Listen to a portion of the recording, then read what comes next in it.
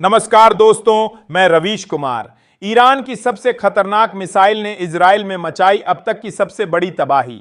यह देखकर Benjamin Netanyahu के उड़ गए होश। बेंजामिन नेतन्याहू और अमेरिका दोनों ही ईरान को रोकने में नाकामयाब रहे। उधर ईरान ने अपने ऊपर हुए हमलों का ऐसा बदला लिया कि उसने पूरे इजराइल को दहला दिया और यह देखकर इजराइल के आम नागरिक अपना घर छोड़कर भाग निकले। बेंजामिन नेतन्याहू लोगों को बचाने में नाकाम रहा और उसकी नाकामियां पूरी दुनिया देख रही है। न डोनाल्ड ट्रंप ईरान को रोक पाया और न ही इजराइल। और अब ईरान ने इजराइल के ऊपर ताबड़तोड़ हमले शुरू कर दिए हैं, जिसे देखने के बाद हर कोई यह कह रहा है कि अब ईरान रुकने वाला नहीं है।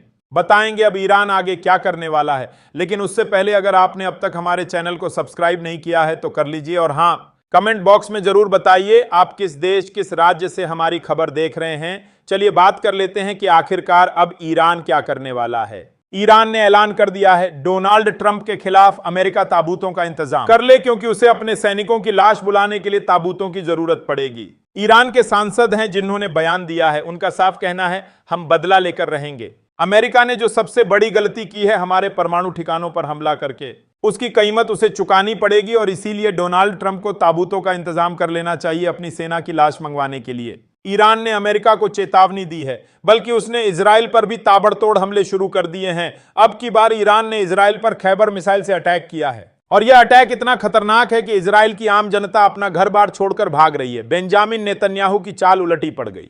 ईरान के आगे न अमेरिका टिक पाया और न ही इजराइल। पहले इजराइल ने गलती की ईरान पर हमला करके, और अब वही गलती अमेरिका ने कर दी। किसी भी हालत में ईरान को बदला चाहिए और अपना बदला लेने के लिए ईरान ने इजराइल को धुआं धुआं कर दिया। हर तरफ तबाही ही तबाही है, कहीं पर लोग नजर नहीं आ रहे। ईरान पूरी तरह से इजराइल पर टूट पड़ा है और उसका अंजाम बेंजामिन नेतन्याहू देख रहा है, जो अमेरिका के बल पर यह लड़ाई लड़ रहा है। क्योंकि अगर अमेरिका का साथ न हो तो एक दिन में इजराइल बर्बाद हो जाए, क्योंकि अब तक अमेरिका ही उसकी मदद कर रहा है, इसीलिए वह इस लड़ाई में टिका हुआ है। जो इजराइल 2 साल में हमास से नहीं जीत पाया, वह ईरान से क्या जीतेगा। इजराइल के पास इतनी ताकत नहीं कि वह ईरान का मुकाबला कर सके।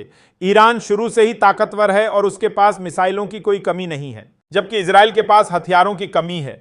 न उसके पास मिसाइल हैं और न ही इस लड़ाई में टिके रहने के लिए पर्याप्त हथियार। सारे देश इजराइल के खिलाफ हैं और उसका सबसे बड़ा नुकसान यह है कि इस जंग में इजराइल अकेला पड़ गया है और उसका साथ देने वाला अब कोई नहीं है। अमेरिका लोगों से गुहार लगा रहा है कि किसी भी तरीके से ईरान को यह जंग करने से रोको। डोनाल्ड ट्रंप अच्छे से जानता है कि ईरान चुप नहीं बैठेगा। वह अपने परमाणु ठिकानों पर हुए हमलों का बदला लेगा और यह बदला इतना खतरनाक होगा कि अमेरिका उसे देखता रह जाएगा। और इसीलिए अब अमेरिका चीन से मदद मांग रहा है, क्योंकि सबसे बड़ा तेल का जो जखीरा है वह बंद होने जा रहा है। ईरान की संसद में यह पास हो गया है। होर्मुज जलडमरूमध्य पर रोक लगने जा रही है। सुप्रीम नेशनल सिक्योरिटी काउंसिल ने इस पर मुहर लगा दी है, लेकिन फाइनल फैसला ईरान के अली खामेनेई लेंगे।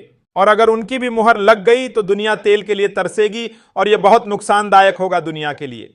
इसीलिए अमेरिका चीन से मदद मांग रहा है कि ऐसा करने से ईरान को रोको, क्योंकि सबसे ज्यादा तेल चीन को यहीं से मिलता है। लेकिन अगर ईरान नहीं मानता तो फिर दुनिया में तेल के लिए किल्लत मचेगी और इसीलिए ईरान सबसे ताकतवर बनता जा रहा है। अब इजराइल के पास सिर्फ एक ही रास्ता है कि वह अपनी हार मान ले, और अगर वह ऐसा नहीं करता तो इजराइल को बर्बाद होने से कोई नहीं बचा सकता। चाहे वह अमेरिका हो या फिर कोई और देश, कोई भी इजराइल की मदद नहीं कर सकता। एक के बाद एक ईरान की खतरनाक मिसाइलें इजराइल की धरती पर गिर रही हैं और इजराइल धीरे धीरे बर्बाद हो रहा है। उसे बचाने वाला कोई नहीं। अब आखिरकार अपनी बर्बादी का मंजर खुद ही देख रहा है Benjamin Netanyahu.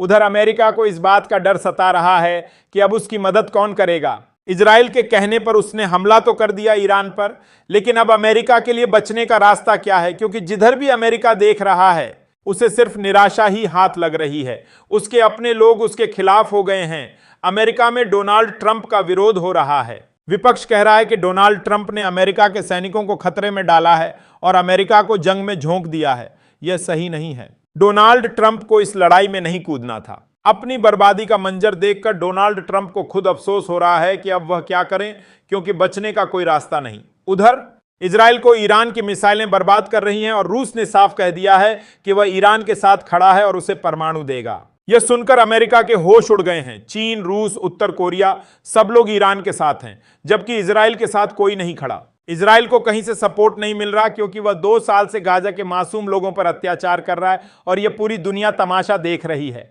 Kim Jong Un ने डोनाल्ड ट्रंप पर सवाल उठाए हैं और चेतावनी भी दी है। मिडिल ईस्ट में तनाव भड़का रहा है।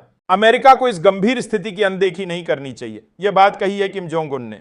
और अब कोई रास्ता डोनाल्ड ट्रंप को दिखाई नहीं दे रहा, क्योंकि उसने ईरान से दुश्मनी लेकर पूरे मुस्लिम देशों को अपना दुश्मन बना लिया है।